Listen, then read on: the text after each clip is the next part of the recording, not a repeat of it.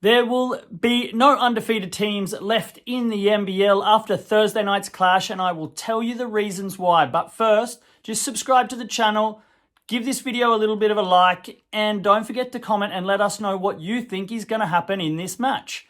Now, New Zealand Breakers returning from their pre-season NBA trip to the US just last weekend, where they actually were defeated pretty heavily by the Jazz, the 76ers, and the Thunder.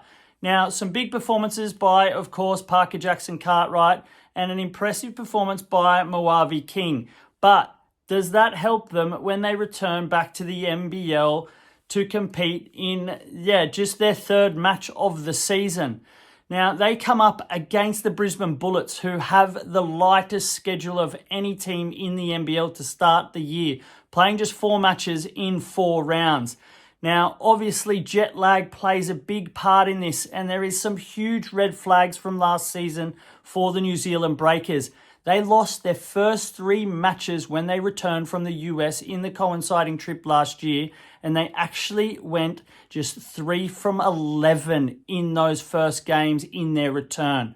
Now, if that's due to the trip or not, who knows, but we may see that evidence come forth again this season. Now, the worry for me is defense for the New Zealand Breakers after this trip.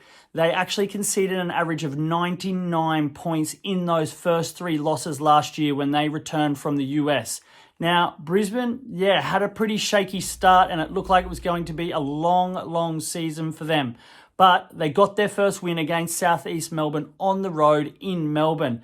Now, they've actually had an extremely tough start to the year, playing against the likes of Illawarra and also Sydney. And they did actually lose to the Breakers, but all the way over in Perth in, Hoops Fest. So, pretty tough year for them, hard to write them off.